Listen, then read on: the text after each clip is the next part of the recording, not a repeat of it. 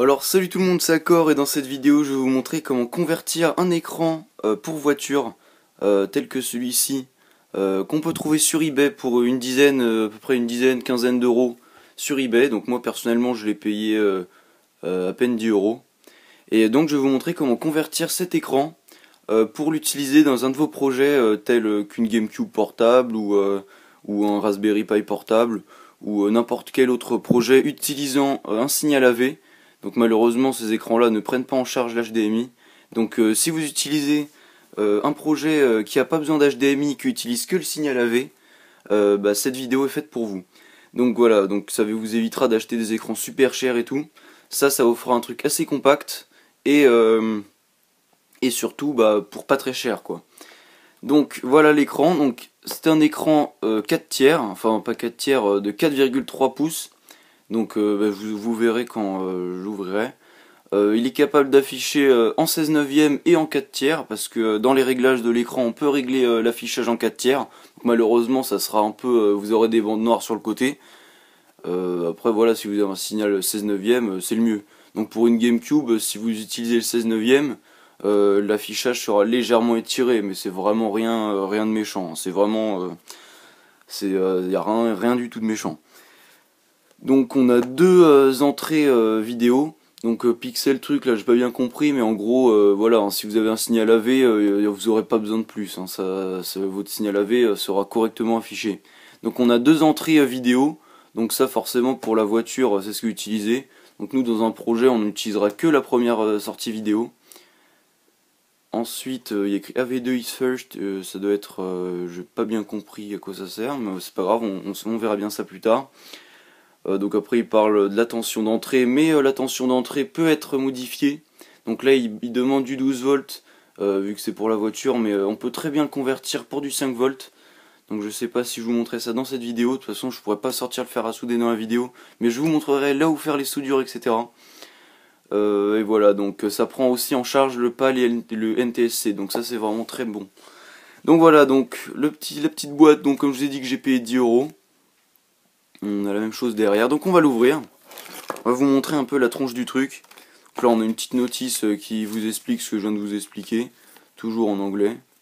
À part la petite histoire du 3 watts là de consommation sur du 12 volts max, donc il a l'air de consommer peu.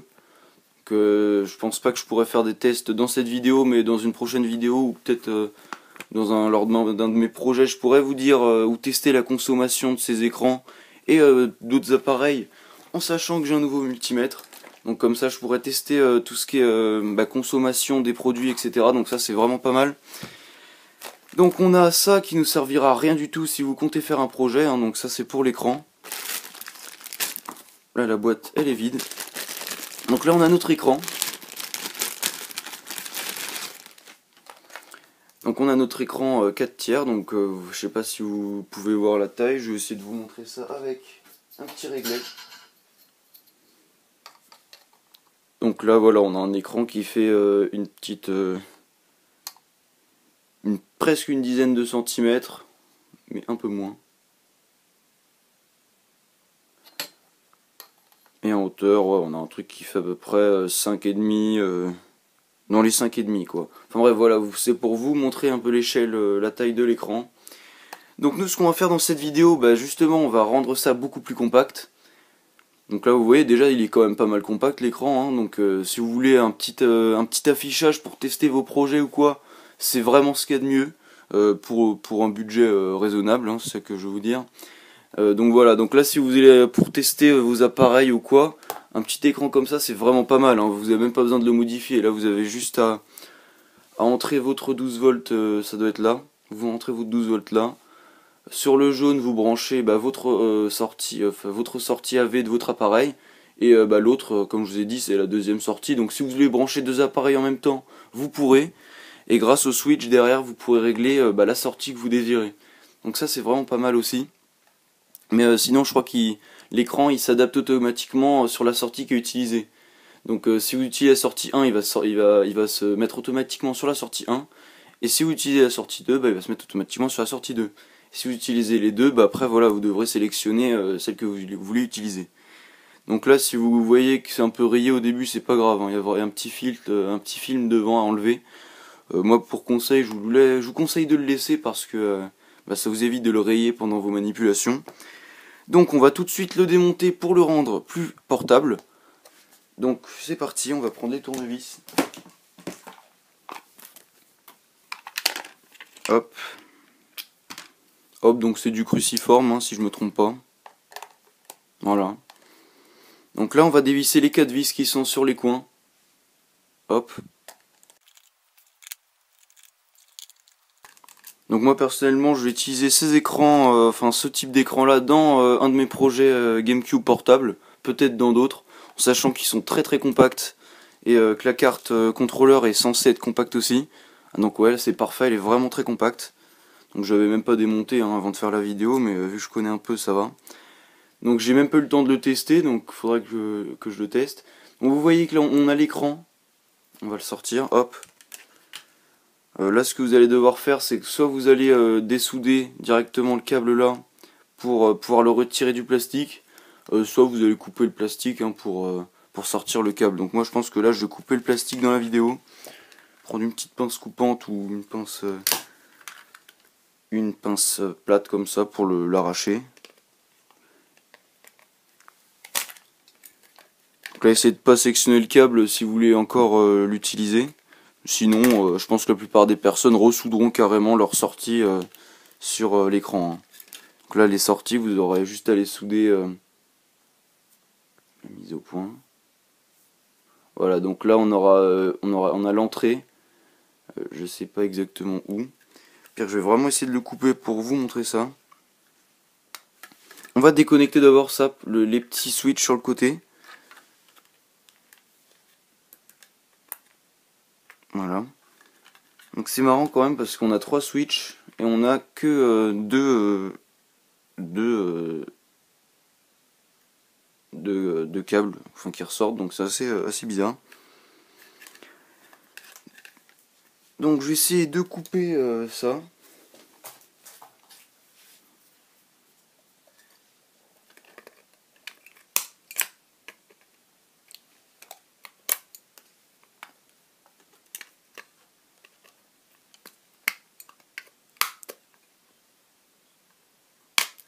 Hop voilà, donc là on peut sortir tout ça. Donc là maintenant ce truc là, soit vous pourrez dévisser ça pour garder les switches, ça risquera de vous servir, donc je vous conseille de le faire. Moi je vais pas le jeter, hein, je vais le garder là. La plaque avant, vous pouvez en faire ce que vous voulez. Hein. Donc on en arrive à là. Donc on a notre LCD qui est vraiment fin, donc je vais vous sortir le petit sac que je me suis acheté sur eBay pour pas trop cher non plus, j'ai dû le payer 8 €. Et c'est un pied à coulisses digital qui a l'air de fonctionner quand même proprement pour le prix que ça coûte, parce que sur les trucs professionnels comme ça, hein, ça coûte la trentaine d'euros ou je sais pas combien, voire plus. Et en gros là vous voyez, hop, et si quand vous l'avez fermé, il vous sort une valeur un peu bizarre comme là, enfin là il n'y a rien de méchant, hein, c'est 0,02 mm. Donc là vous pouvez faire 0 pour le remettre à 0, comme quand on fait tard sur une balance ou quoi. On peut l'éteindre. Là je l'ai réglé en millimètres, si on veut passer en inch on a juste à cliquer au-dessus et là ça passe en inch. Voilà, moi je vais le remettre en millimètres. Et donc je vais vous mesurer vite fait l'épaisseur de l'écran pour que vous puissiez voir. Donc voilà, on a un écran qui fait presque 3 mm quoi. Et avec la carte, vous voyez bien, ils ont fait ça assez compact avec les petits condensateurs, etc. Donc pour vos projets, voilà, c'est vraiment le must. Et vous pouvez même l'alléger en virant le scotch double face super épais qu'ils ont mis en dessous. Parce que là, ouais, il est vraiment super épais leur scotch double face. Donc ce que vous pouvez faire, c'est que vous décollez la carte. Faites-le proprement. Moi, je vais déconnecter d'abord l'écran. Donc là, c'est un connecteur FFC comme ça. Vous avez juste à retirer les deux bords sur le côté. Et voilà, après on peut le déconnecter. Donc là, une fois qu'on a fait ça, Donc comme je vous avais dit tout à l'heure, on a les câbles comme ça. Le problème il est que pour savoir lequel va sur quel endroit, on le sait pas. Donc vous avez plusieurs solutions qui s'opposent à vous à ce moment-là. Donc soit vous utilisez un multimètre pour tester en mettant à l'intérieur, hein, parce que l'extérieur c'est la masse, donc forcément ça sera le noir il me semble. Enfin s'ils ont bien câblé quoi. Donc l'extérieur du blindage là, la partie brillante à l'extérieur, ça c'est la masse. Et à l'intérieur c'est le signal, donc on le voit pas bien. Mais à l'intérieur c'est le signal, donc c'est ce qui nous intéresse. Donc par exemple si vous prenez un... je vais vous montrer ça. Le multimètre, hop. On va le régler en mode ohmmètre beeper. Donc ohmmètre beeper c'est le petit logo qui est là. Hop, on va allumer. Pour tester avant de faire vos mesures, vous touchez les... Voilà. Donc ce qui est bien avec ce multimètre, c'est qu'il y a une petite LED aussi qui s'allume lorsque le contact se fait. Vous voyez, il y a le bruit évidemment. Et voilà, donc c'est vraiment pas mal. Donc, je vais vous le mettre là. La petite mise au point, voilà. Donc ce multimètre, je l'ai acheté pour une quinzaine d'euros ou entre 15 et 20 euros quoi. Et donc il est vraiment pas mal quand même, hein. Il fait les fonctions de base, il fait aussi, il y a une sonde de température qui est fournie avec pour prendre les températures, donc ça c'est bien aussi. Il y a aussi une sonde de température à l'intérieur du multimètre, donc voilà, bon ça c'est pas le plus utile, mais voilà. Et après voilà, donc il fait ampèremètre, ohmmètre, voltmètre DC, voltmètre alternatif. Il peut aussi tester les condensateurs, mais alors c'est pas vraiment simple parce que faut se brancher là-dessus. Faut brancher le condensateur à cet endroit-là. Mais bon, donc voilà, donc là on essaye. Ensuite, maintenant qu'on voit que ça fonctionne, on va essayer le blindage extérieur. Donc là on se connecte sur le blindage extérieur. On va tester, voir sur l'autre. Merde, j'ai glissé. On voit que les deux sont reliés. Maintenant on va toucher la masse de la board. Donc c'était le fil noir normalement. Voilà, donc si vous essayez les autres, ça fonctionne pas, hein. Et là quand je touche le noir, on voit que c'est relié. Donc on sait que le noir c'est la masse, et que la masse est reliée sur la sortie AV numéro 1 et la sortie AV numéro 2. Donc maintenant pour voir où sont câblées les sorties, on va mettre le fil la pointe à l'intérieur et on va toucher, voir lequel est assigné à celui-là quoi. Donc là on remarque que c'est le vert qui est connecté. Et j'imagine que pour le blanc, ça sera le blanc quoi, tout simplement. Voilà. Donc on sait quoi maintenant? On sait, de toute façon j'en fais par déduction, hein. Donc ici on a, putain de mise au point, allez. L'éclairage il est vraiment dégueulasse. Donc voilà, donc le premier rouge là, c'est l'entrée 12 volts. Ici à côté on a la masse. Ici on a l'entrée numéro 1 et là l'entrée numéro 2. Donc vous, ce que vous allez faire pour votre projet, donc malheureusement là j'ai pas de quoi faire les tests pour vous dire comment câbler le 5 volts, donc je pense que je ferai ça dans une prochaine vidéo. Mais là on va partir du fait que vous voulez utiliser une entrée 12 volts. Donc ce que vous allez faire, c'est que vous allez dessouder tout ça si vous voulez pas du câble merdique du début. Vous allez dessouder tous les 4 câbles pour avoir vraiment votre écran en main quoi, sans qu'il y ait un truc qui dépasse comme ça. Donc ici à gauche, pour le son, j'avais déjà vu une photo, hein, ça a l'air, tous les écrans actuels ont l'air, les écrans comme ça, actuels, ont l'air de tous utiliser cette board là. Moi j'avais un ancien écran de ce type, si j'arrive à l'attraper, attendez 2 secondes.